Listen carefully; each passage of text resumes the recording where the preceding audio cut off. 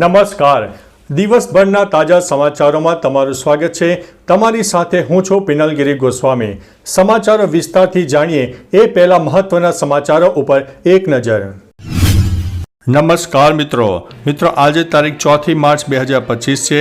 મહત્વની હેડલાઇન્સ ઉપર નજર નાખીએ તો મધ્યાહન ભોજન કર્મચારીઓનો વિરોધ, પીએમ મોદીએ સોમનાથ દાદાની પૂજા કરી, મોનાલિસાની રીલ્સને ગેલું લાગ્યું છે લોકોને, અમદાવાદમાં રિક્ષા ચાલકોનું આંદોલન, રિંગ રોડ ઉપર અકસ્માત, યુવકનું થયું છે મોત. વાત છે વસ્ત્રાલ રિંગ રોડ. ત્યારે આગળ વાત થશે અમદાવાદ મહાનગરપાલિકાએ વાવેલા 24.83 લાખ વૃક્ષો બળીને ખાખ, મનરેગા યોજનામાં બોગસ જોબ કાર્ડનો પર્દાફાશ, પીએમ મોદીના નવસારી કાર્યક્રમની તૈયારી, ઉધના સ્ટેશન પર મુસાફરોનું કીડિયારું ઉભરી પડ્યું, છાવાનું બોક્સ ઓફિસ કલેક્શન મોટું સામે આવ્યું, અમેરિકામાં મોટું રોકાણ કરવા માટે તૈયાર છે અદાણી ગ્રુપ, ઉમિયા માતાજીનો 5મો પાટોત્સવ યોજાયો, લોકોનું ઉઠામણું કરીને ફરાર આરોપી 7 વર્ષે જબ્બે થયો, રાજ્ય સરકારનો મહત્વનો નિર્ણય સામે આવ્યો છે. હવે મિત્રો સમાચારો વિસ્તારથી. રાજ્ય સરકારે વધુ એક મહત્વનો નિર્ણય લીધો છે. ગુજરાતમાં જન્મ અને મરણ નોંધણી ફીમાં 10 ગણો વધારો કરવાનો નિર્ણય સરકારે લીધો છે. મૃત્યુના પ્રમાણપત્ર માટે ફી 5 રૂપિયાથી વધારીને 20 રૂપિયા કરવામાં આવી છે. જન્મના દાખલા માટે અગાઉની 10 રૂપિયા ફી વધારીને 50 રૂપિયા કરવામાં આવી છે. ઉલ્લેખનીય છે કે 1 વર્ષથી મોડી નોંધણી માટે 100 રૂપિયાની ફી લાગશે. આ માટે જિલ્લા મેજિસ્ટ્રેટની મંજૂરી લેવી પડશે. મિત્રો, અન્ય મહત્વના સમાચારની વાત કરીએ તો લોકોનું ઉઠામણું કરીને ફરાર આરોપી 7 વર્ષે જબ્બે થયો છે. સુરતમાં ટેક્સટાઇલ ઉદ્યોગ સાથે સંકળાયેલા વેપારીઓને છેતરપિંડીનો શિકાર બનાવનાર નાસ્તો ફરતો આરોપી જીતેન્દ્ર ઉર્ફે જીતુભાઈ અંબાલાલ પટેલને સુરત ક્રાઇમ બ્રાન્ચની ટીમે વિસનગરથી ઝડપી પાડ્યો છે.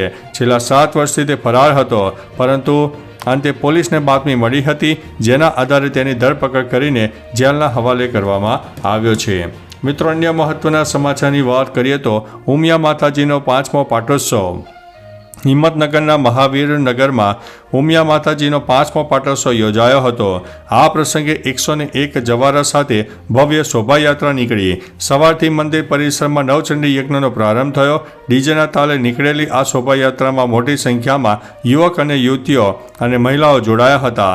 પાટોત્સવની ઉજવણીમાં મંદિરના શિખર ઉપર ધ્વજારોહણ કરવામાં આવ્યું. સમાપન સાંજે શ્રીફળ હોમ સાથે હવન દ્વારા કરવામાં આવ્યું હતું. મિત્રો, અન્ય મહત્વના સમાચારની વાત કરીએ તો અમેરિકામાં મોટું રોકાણ કરવા તૈયાર છે અદાણી ગ્રુપ. ગૌતમ અદાણીના નેતૃત્વ હેઠળનું અદાણી ગ્રુપ ફરીથી અમેરિકામાં મોટું રોકાણ કરવાની યોજના બનાવી રહ્યું છે. ફાઇનાન્શિયલ ટાઈમ્સના અહેવાલ મુજબ અદાણી ગ્રુપ પરમાણુ ઉર્જા, ઉપયોગિતા અને પૂર્વ કિનારા ઉપર સ્થિત બંદર જેવા અનેક ક્ષેત્રોમાં ફરીથી રોકાણ કરવાની યોજના બનાવી રહ્યું છે. જ્યારે ગયા વર્ષે અમેરિકામાં ગૌતમ અદાણી પર ઘણા ગંભીર આરોપો લગાવવામાં આવ્યા હતા. મિત્રો, અન્ય મહત્વના સમાચારની વાત કરીએ તો છાવાનું બોક્સ ઓફિસ કલેક્શન. વિકી કૌશલની પુત્રીએ સની દેઓલથી લઈને પ્રભાસ, શાહરૂખ ખાન અને આમિર ખાન સુધીના ઘણા કલાકારોના સૌથી મોટા રેકોર્ડ તોડી નાખ્યા છે. છાવાના નિર્માતાઓ દ્વારા જાહેર કરેલા આંકડા અનુસાર ફિલ્મે છેલ્લા 16 દિવસમાં 447.26 કરોડ રૂપિયાની કમાણી કરી છે. સાંજે 5:20 સુધીમાં ફિલ્મનું કુલ કલેક્શન 16.31 કરોડ રૂપિયા હતું અને કુલ કમાણી 463.57 કરોડ રૂપિયા છે. આ આંકડા અંતિમ નથી, આમાં ફેરફાર થઈ શકે છે.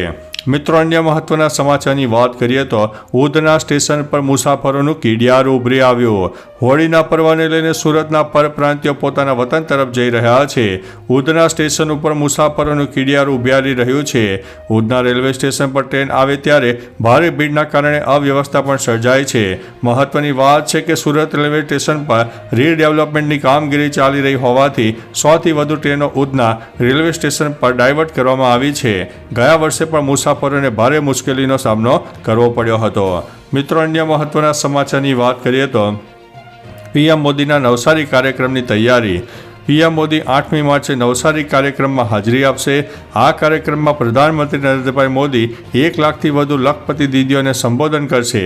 કાર્યક્રમ પહેલા CR પાટીલે સ્થળની મુલાકાત કરી હતી. તેમણે કાર્યક્રમ સ્થળે વિવિધ વ્યવસ્થાની વિગતવાર માહિતી મેળવી. ગરમીને ધ્યાનમાં રાખીને પાણી અને આરોગ્યલક્ષી સુવિધાઓની વ્યવસ્થા અંગે પણ વિચારણા કરવામાં આવી હતી. મિત્રો, અન્ય મહત્વના સમાચારની વાત કરીએ તો મનરેગા યોજનામાં બોગસ જોબ કાર્ડનો પર્દાફાશ. મહેસાણામાં મનરેગા યોજનામાં બોગસ જોબ કાર્ડ બનાવીને નાણાં બારોબાર ઉપાડી લેવાનું કૌભાંડ સામે આવ્યું છે. લોકપાલની તપાસમાં સમગ્ર કૌભાંડનો મામલો સામે આવ્યો છે. આશા વર્કર અને 20 લાભાર્થી બની ગયા હતા.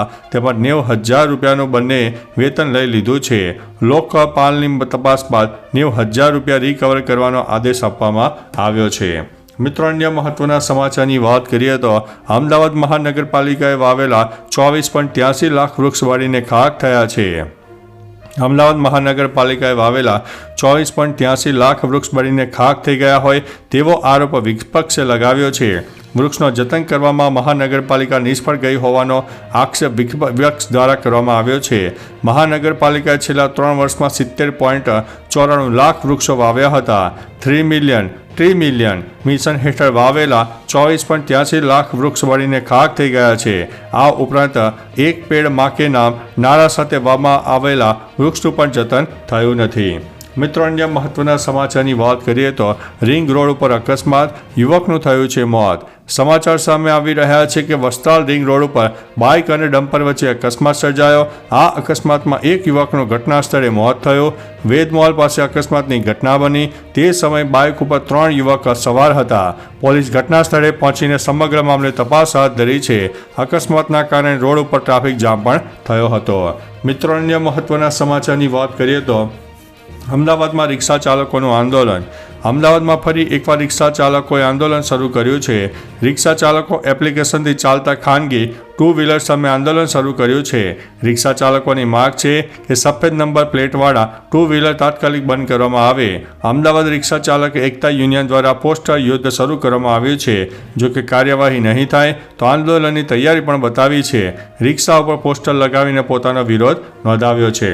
મિત્રો, અન્ય મહત્વના સમાચારની વાત કરીએ તો મોનાલિસાની રીલ્સનું ઘેલું લાગ્યું છે લોકોને. મહાકુંભના મેળામાં વાયરલ થયેલ ગર્લ મોનાલિસા હવે સોશિયલ મીડિયામાં ખૂબ જ સક્રિય જોવા મળી છે. જેમાં હાલ તેને એક રીલ્સ વાયરલ થઈ છે. તેમાં તે ડાન્સ કરતી જોવા મળી છે. વિડીયોમાં મોનાલિસા બાળકો સાથે કિશોર કુમારના હિટ ગીત દુનિયા મેં રહેના હૈ તો પર ડાન્સ કરતી જોવા મળી રહી છે અને તમને પસંદ પણ આવી રહી હશે. મિત્રો, અન્ય મહત્વના સમાચારની વાત કરીએ તો પીએમ મોદીએ સોમનાથ દાદાની પૂજા કરી.